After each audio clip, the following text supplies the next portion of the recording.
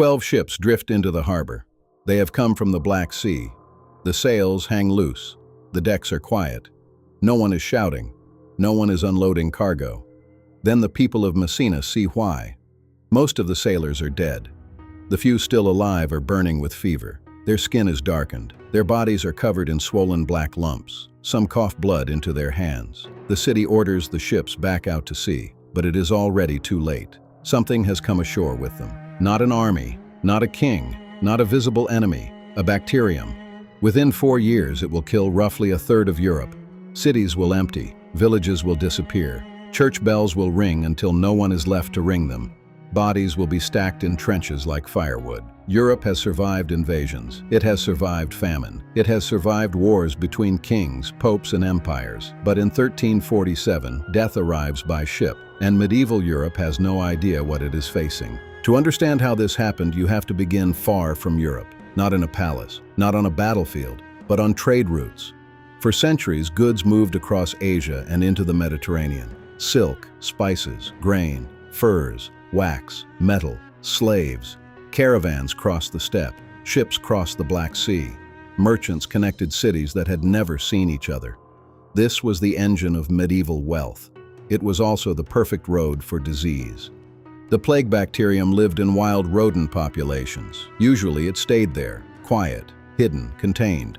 But when infected fleas moved from dying rodents to rats and from rats to humans, the chain changed.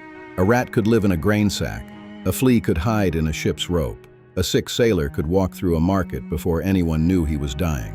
The disease did not need an army. It needed movement, and Europe was moving.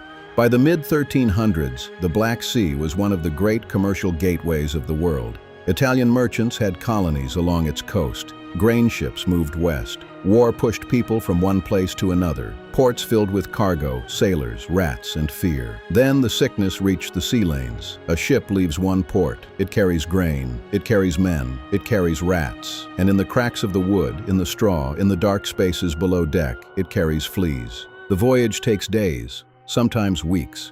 During that time, men begin to fall ill. First comes fever, then pain, then the swellings. They appear in the groin, under the arms, on the neck.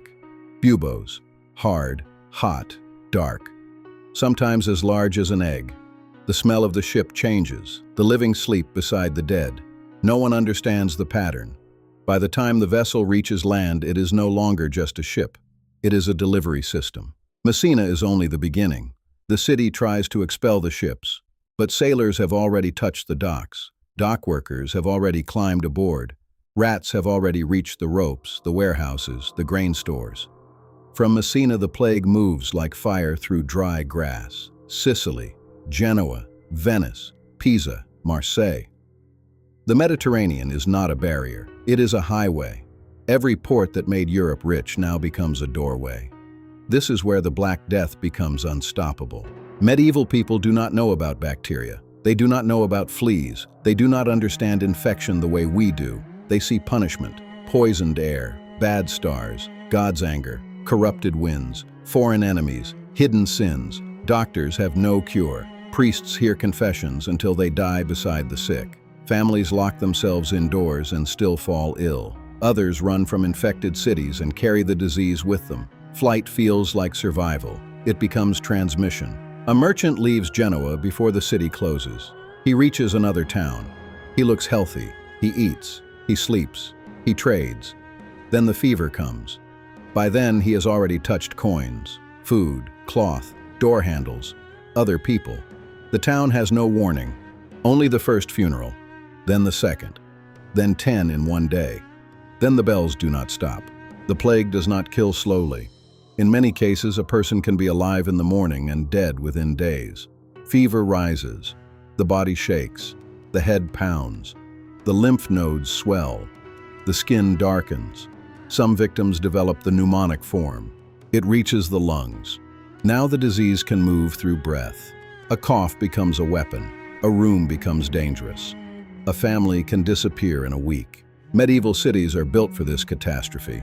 Narrow streets, crowded houses, open drains, animals in the alleys, rats in the grain, waste in the gutters. People sleep close together. The city is alive with contact, markets, churches, workshops, bathhouses, taverns, docks. Every place people gather becomes a place where death can wait. And the bodies create another problem. There are too many. At first, people bury the dead properly. A priest, a prayer, a grave. Then the priests die. The gravediggers die. The families die before they can bury their own. Cities begin digging trenches. Long pits, wide enough for dozens, then hundreds. Bodies are carried at night, sometimes by hired men, sometimes by prisoners, sometimes by anyone still strong enough to lift. There is no ceremony now, only speed. 25 million dead is too large to imagine. So imagine one street. A baker dies first, then his wife, then their apprentice. The neighbor who brings water becomes sick. The priest who visits them dies. The cart driver who removes the bodies dies. The family across the alley bolts their door. 3 days later, no one answers from inside. Now repeat that street across a continent. That is the Black Death. And disease is only half the story. Fear does the rest. When people cannot explain a disaster, they search for someone to blame. Rumors spread faster than the plague. Wells have been poisoned. Strangers brought it. Sinners caused it. Minorities caused it. God is punishing the world. Across parts of Europe, Jewish communities are accused, attacked, expelled, and murdered. It is one of the darkest consequences of the Black Death. People who are terrified become dangerous. A dying society looks for a human face to put on an invisible enemy. Some towns try to close their gates, some ports restrict ships, some cities burn infected belongings, some force travelers to wait outside the walls. These are early attempts at quarantine. They do not fully understand why it works, but they begin to understand one thing: movement is dangerous. A ship can look healthy and still carry death. A traveler can look clean and still bring ruin. A city can survive 1 week and collapse the next. The medieval world is learning a brutal lesson. Connection has a cost. Then, slowly, unevenly, the first great wave begins to fade.